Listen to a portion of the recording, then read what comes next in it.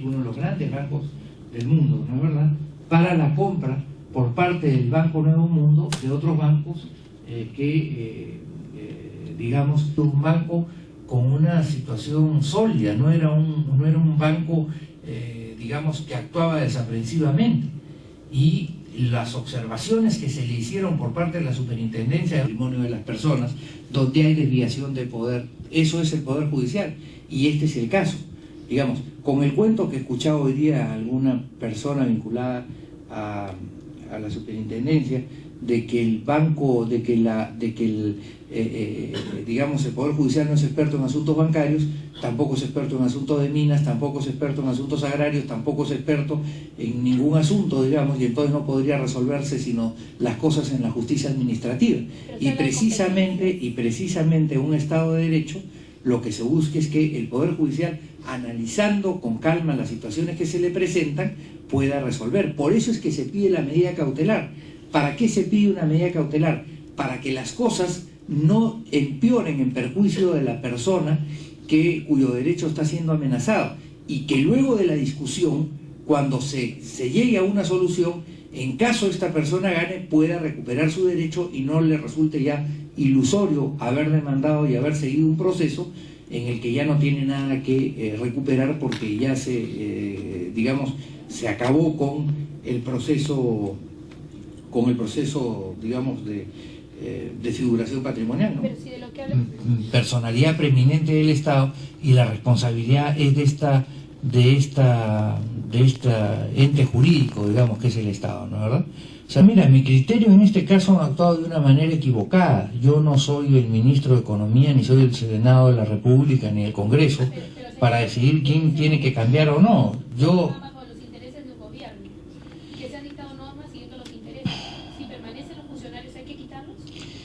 Mira, esa es una evaluación que tendrán que hacer las autoridades del caso. A mí me parece que en este punto concreto han actuado de una manera equivocada, de una manera errada, de una manera apresurada y de una manera discriminatoria.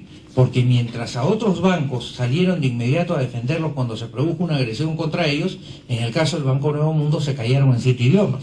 Mientras a unos bancos no les tocaron los depósitos de fondos públicos, al Banco Nuevo Mundo le quitaron una cantidad significativa de fondos. Es decir, ha habido una situación de desequilibrio que es, digamos, la que genera el problema, ¿no? Y luego, posteriormente, hay una serie de normas que atentan contra el principio de jerarquía de normas, ¿no? Pero en todo caso, sería una conjetura el hecho de que me parece, ¿no?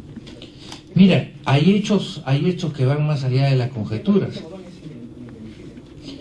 No, es que no es ininteligible eso. Lo que es inteligible claramente es cuando se dice los bancos chiquitos lo más antes posible que se fusionen. Yo me imagino, yo creo que hay que procurar, ¿no? Y que se junten y que alguien los compre. Eso no es ininteligible, eso está bien claro.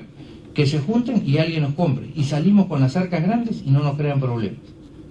¿Eso es imaginación? ¿Se puede referir a un hecho de mercado? Yo no creo que se refiera a un hecho de mercado cuando a consecuencia de eso, o cuando como consecuencia de eso, cuando asume el poder, empieza una política de retiro de fondos públicos. Y no solamente ahí, sino antes también. O sea, digamos, durante el régimen ese que estamos cuestionando. Porque es obvio que había una predeterminación o había una vocación para que se quedaran solo determinados bancos, digamos, lo que parece del régimen anterior, si ustedes lo saben muy bien como periodistas especializados. Entonces, esta política se pone en práctica. En fin, si esto no estuviera constatado con hechos, podríamos decir que es una conjetura. Esto es lo que en derecho es la facta concludente. O sea, los hechos que demuestran que lo que se dijo efectivamente lleva a una situación que corrobora que lo que tú estás planteando es verdad. ¿Es aceptable esto en un poder judicial?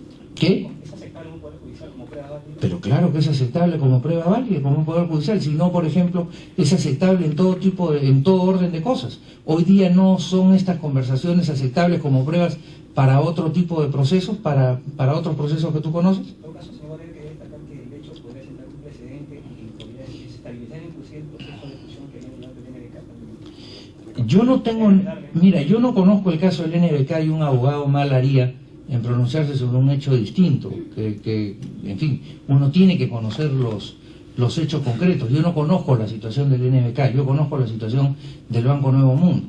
Y al conocer la situación del Banco Nuevo Mundo puedo decirte que hay un derecho que ha sido violado, hay un derecho que ha sido transgredido, hay un manejo decente de la actividad bancaria, un manejo cuidadoso de las inversiones de la gente que fueron, digamos, echadas al agua o que han sido perjudicadas por una actuación, en primer lugar, tendenciosa y luego, a mi entender, equivocada del Estado. Y eso, por cierto, tiene que ser corregido por el Poder Judicial en este caso, que es al que hemos recurrido, porque corresponde al Poder Judicial en los Estados de Derecho frenar, ¿no es verdad?, los excesos, los errores, las equivocaciones en que pueden incurrir los órganos de poder y que perjudican a las personas, a los seres humanos o a las sociedades, en este caso. Mira, sobre el tema económico yo preferiría que hablaran, digamos, los expertos en materia económica, ¿no es verdad? Yo estoy hablándote del tema fundamentalmente jurídico. Digamos, se planteó, tengo entendido, un redescuento. El Banco de Reserva pudo haber resuelto justamente por esa misma situación de inestabilidad constante que tenía el país. ¿Cuál ha sido la época de más inestabilidad política del país y en consecuencia de más sensibilidad para el sistema económico? Esa época que es donde el Estado tenía que tener mucho mayor cuidado y en consecuencia, si se hubiera conseguido el redescuento, es probable que no se hubiera tenido que invertir ni uno solo de los 200 millones que hoy día el Estado está planteando para resolver la situación de los bancos. Es decir, ahí había que actuar, a mi criterio, con una mayor dosis de aplomo, y esa situación genera toda esta equivocación final, vamos a decirlo de alguna manera, ¿no? Mira, justamente esa es la diferencia entre cuando el Estado tiene fondos en un banco y cuando los tenemos tú o yo. Tú o yo no tenemos ninguna obligación de sostener, de promover el ahorro ni mantener el equilibrio del sistema financiero. Si el Estado le pone a un banco una cantidad de dinero, obliga de alguna manera al banco a realizar una cantidad de operaciones para poder prestar rentabilidad a ese banco, a ese préstamo, ¿no es verdad? Entonces es obvio que tiene una obligación distinta a la que tienen las personas naturales, que podemos meter y sacar el dinero cuando nos dé la gana, porque nosotros no tenemos esa responsabilidad. Cuando el Estado retira sus fondos solo a una institución, o mayoritariamente a una institución, o desproporcionadamente a una institución, lo que está haciendo prácticamente es condenar a esa institución. Porque si los retira parejamente en todo el sistema financiero, no pasa nada. Es decir, todo se diluye, me dejo entender, todo se equilibra. Ese es el problema.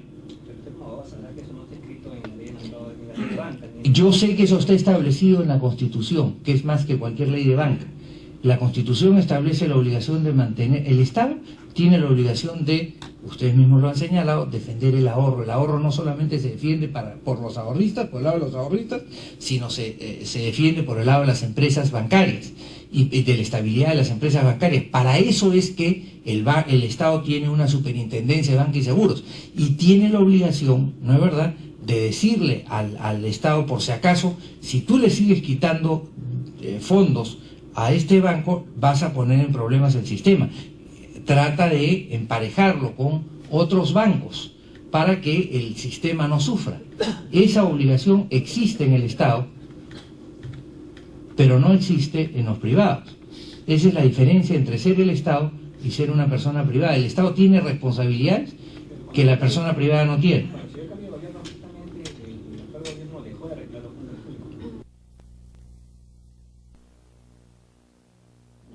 Eso nosotros sí creemos que existe, una intencionalidad inicial. Existió una política equivocada de parte, una política equivocada de parte del régimen anterior, de desaparecer la banca chica, contraviniendo las obligaciones que tenía el Estado con respecto a todo el sistema, que engloba a la banca chica y a la banca grande.